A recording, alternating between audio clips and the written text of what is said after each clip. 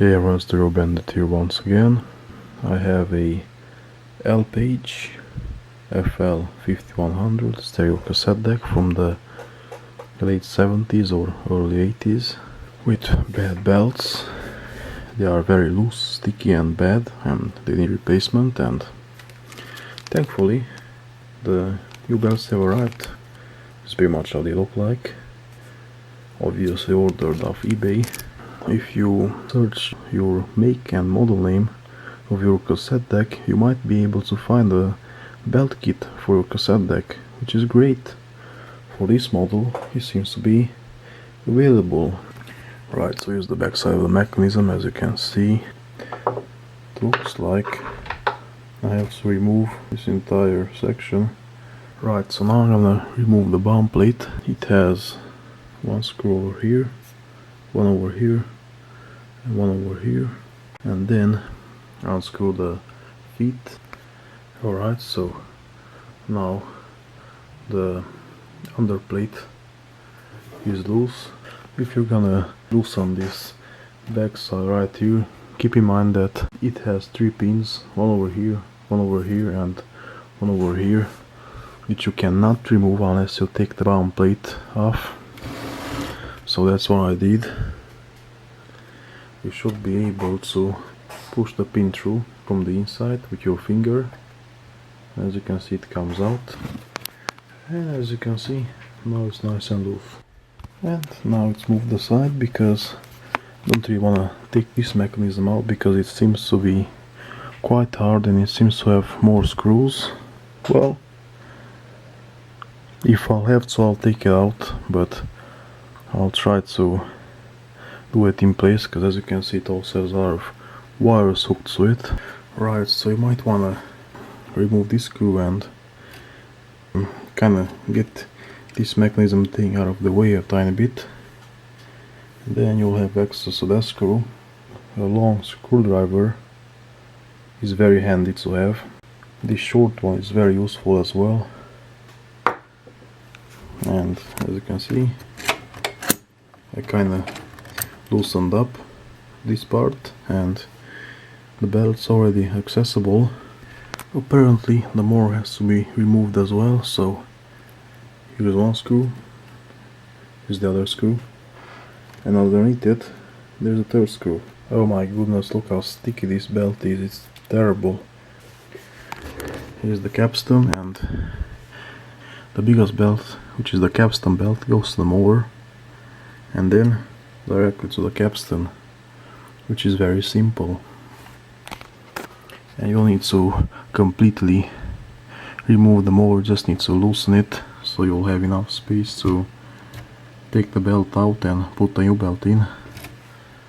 And there's no sticky belt residue on the capstan or on the motor, so I don't need to clean anything, but if there is, you should clean it. Right, so the belt's in place, as you can see. Here it is. So basically goes on the motor and just around the capstan like that. Very simple.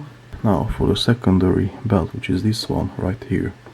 In the replacement kit you'll get 2 belts which are similar sized, although not exactly the same, but they're similar sized. You'll get a thinner one and a thicker one. Now the thinner one is for the counter, and the thicker one goes right here. Very simple.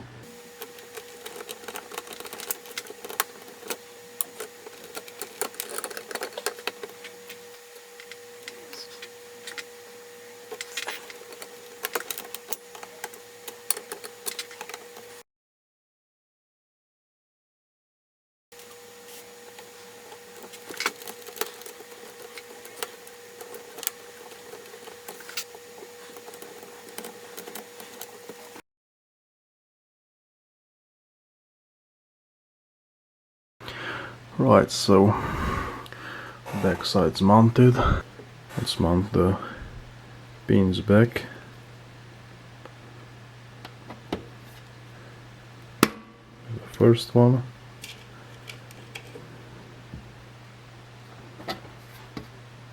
Second one. and the third one.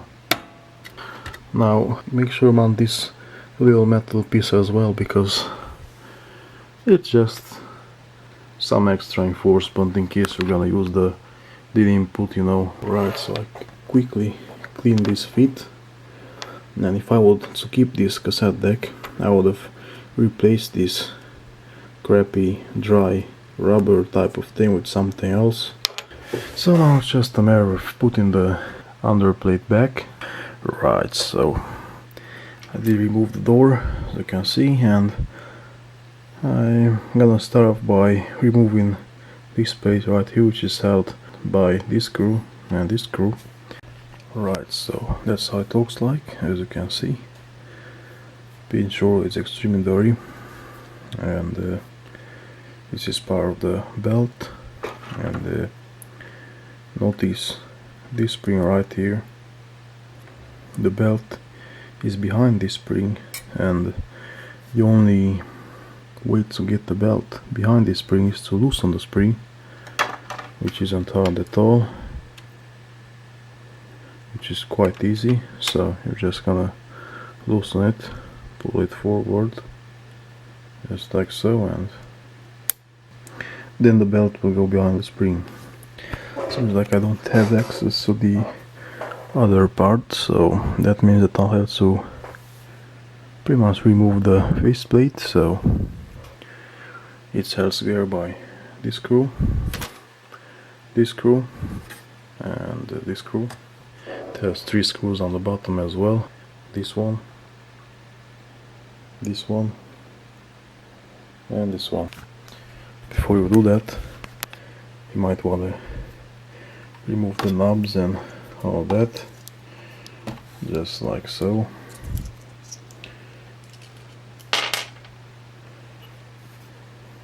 Let's see.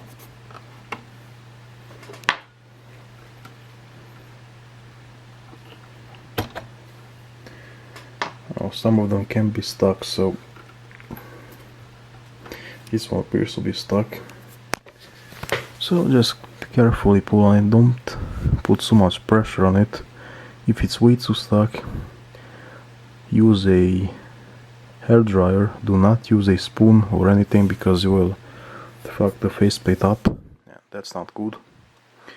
So you just want to use a hair dryer and heat it up for, I don't know, try it for like 2 minutes, and at the same time try to get it loose. Do not use a heating gun, because you will melt some components inside that are very fragile, and all that. You'll also damage the knob.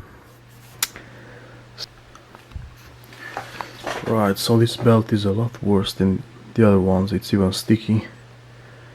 Just look, I even got a bit of it on a finger. Well, I managed to clean most of it off with acetone.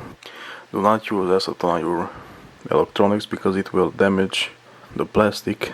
Seems like there's 2 wheels.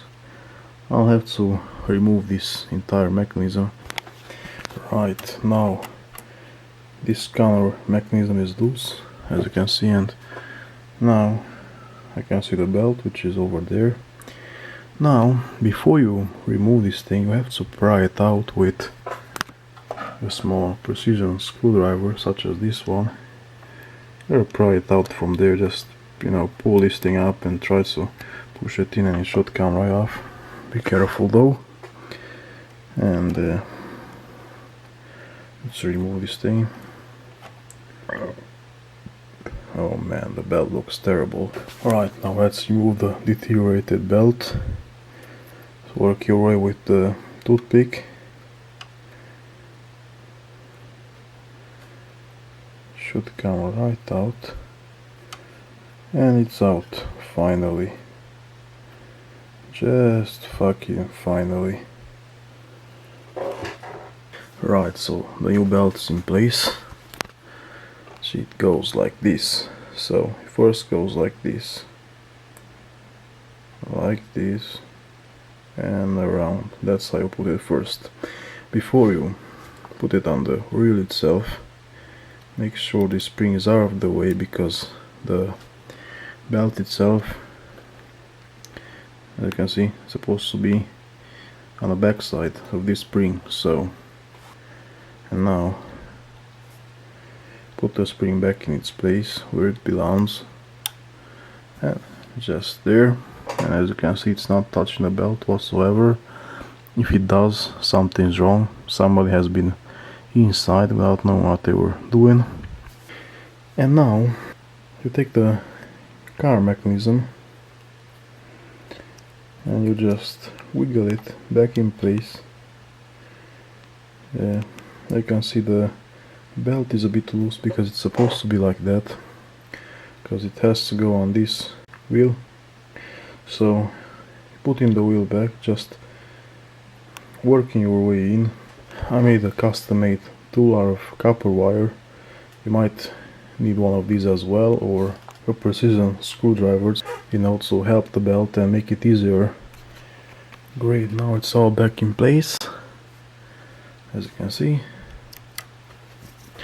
And if you want, you do not need to remove these two screws unless you want to remove the mechanism from the deck itself, but I don't really see a reason why I would want to do so.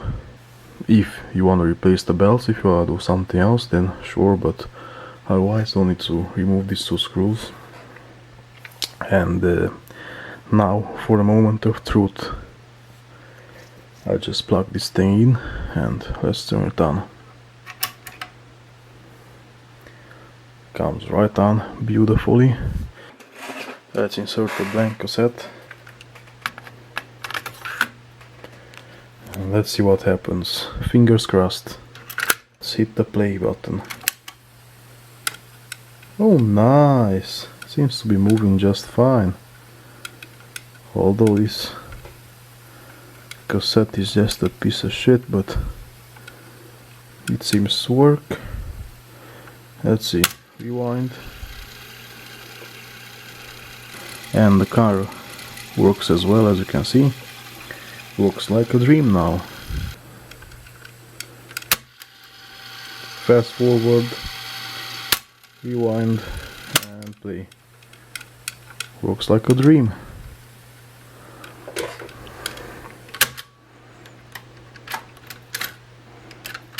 What the fuck?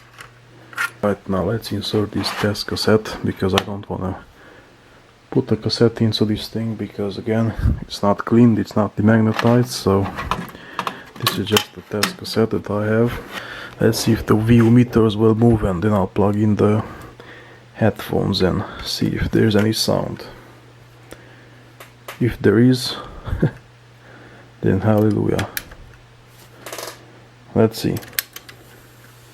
Oh yeah, seems to be working just fine. Nice.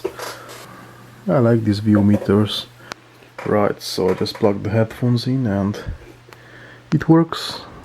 Both channels work equally. One channel is not louder than the other one, and it sounds great.